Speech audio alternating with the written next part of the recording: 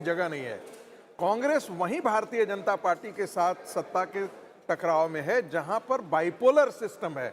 जैसे पंजाब के अंदर जो था दो गठबंधनों के बीच में लड़ाई थी, राजस्थान के है, मध्य प्रदेश है, यहाँ पर कोई क्षेत्रीय पार्टियां नहीं है, यहाँ दो राष्ट्रीय पार्टियां टकरा रही हैं। इसके अलावा संगीत जी, सुरेंद्र जी, इसके अलावा भी ये है, ये बात सच है कि कहीं ना कहीं कांग्रेस अगर एक जो खालीपन छोड़ रही है वहाँ पर दूसरे क्षेत्रीय दल जो हैं वो आगे बढ़ जा रहे हैं और आप उनका सपोर्ट कर रहे हैं, उनके पीछे लगे हुए हैं। जैसे बिल्कुल उत्तर प्रदेश में वही हाल हो रहा है। आप अखिलेश यादव के साथ गए, वहाँ पर बहुत बुरी तरह से, मतलब तमाम कोशिशों के बावजूद आप ऊपर नहीं आ पा रहे हैं। बिहार में वही हो रहा है। चित्रा ने अभी पिछले 2 चुनावों की आपसे बात कर दी और इस बार आप और पीछे चले जा रहे हैं। तो कहीं ना कहीं तो ये चिंतन मनन का विषय है ना राजपूत जी? निश्चित तौर पर है सईद भाई। मैं आपकी और चित्रा जी की बात से मानता हूं कि सांगठनिक रूप में हम कमजोर हैं और हमें सांगठनिक रूप में मजबूत करने की आवश्यकता है। वो हम कर रहे हैं, इस बात से कहीं कोई इनकार नहीं है। ये तो सामने दिखाई दे रहा है ना कि चुनाव में अगर आप नहीं जीत रहे हैं तो कहीं ना कहीं कोई ना कोई कमी है और संगठन कमजोर है। उसको हम देखने की बात भी कर रहे हैं, लेकिन बात अस्तित्व पर और संगठन कमजोर होने पर दो अलग अलग विषय है। रही बात उत्तर प्रदेश में, मैं आपको जिम्मेवारी से कहता हूं। अच्छा, बिहार की बात कर लेते हैं। चलिए, बिहार चुनाव की हम बात कर रहे हैं।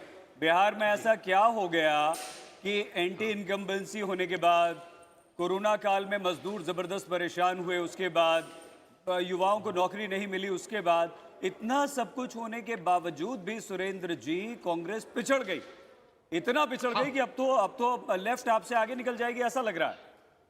नहीं, ये आपका अपना अनुमान है। एक तरफ आप अभी कह रहे हैं कि अभी नतीजों को फाइनल मत मानिए। ये बात अगर आप रात को 9 तो मान बजे के रहे हैं ना बाद अभी, कहेंगे। सुरेंद्र जी अभी की बात कर लेते हैं। 103, कांग्रेस 20 पे।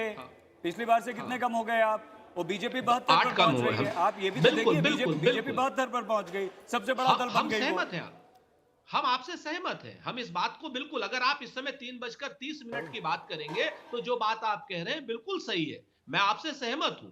लेकिन मैं आपको फिर से बता दूं कि किसी भी विश्लेषण को करने के लिए आपको संपूर्ण नतीजों का इंतजार करना होगा। और अगर कोई कमजोरी है, वो हम माने या ना माने, कमजोरी तो होगी ही सईद भाई ना। मुझे लगता है एक बार समित पात्रा से जवाब ले लेना चाहिए। हो गया सुरेंद्र जी। समित पात्रा, आप जवाब दीजिए। बहुत सारे आरोप आपके ऊपर लगाए हैं सुरेंद्र सिंह राजपूत ने, और सवाल ये भी खड़ा हो रहा है, देखिए 129 पर एनडीए कायम है, लेकिन एक बड़ा संदेश भी क्या समित पात्रा पढ़ पा रहे हैं? हालांकि खुशी होंगी आप लोग कि बीजेपी नंबर 1 पार्टी, 73 सीटें, जेडीयू बहुत छोटी हुई सिकड़ती हुई चली जा रही है, तो अब एक बड़े भाई की भूमिका भी मिलती हुई दिखाई दे रही है। कुछ बदलाव होगा क्या फिर सीएम पद के चेहरे में? नहीं, देखिए, ये मेरा विषय नहीं है। ये विषय पार्टी के पार्लियामेंट्री बोर्ड का होता है, निर्णय उनका होता है, इसलिए इस पर टिप्पणी करना उचित नहीं होगा।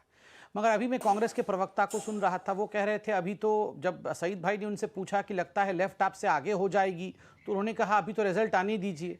देखिए चित्रा जी, मैंने शुरू में ही एक कैविएट लगाया था कि रिजल्ट भविष्य में आएगा, तब तक हमें संयमित रहना है। उसका अर्थ ये नहीं है कि हम चाय पीने चले जाएं और फिर कंबल ओढ़ के सो जाएं और रिजल्ट आने के बाद कल डिबेट करते हैं। फिर अभी डिबेट करेंगे तो अभी जो आंकड़े हैं उसी की प्रस्तुति पर डिबेट करेंगे ना।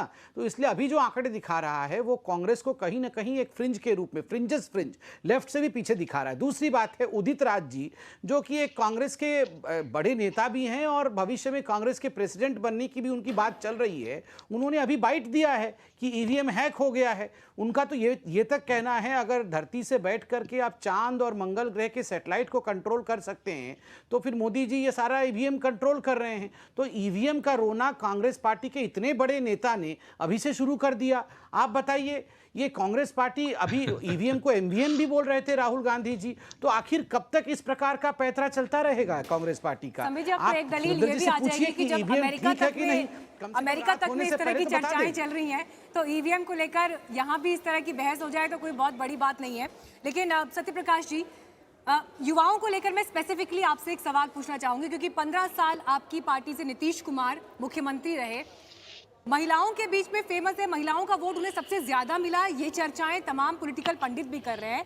लेकिन युवाओं को लुभाने में जो चूक हुई, या युवाओं को क्या चीज सबसे ज्यादा अपील करेगी, ये मैसेज देने में आप लोग नाकाम रहे।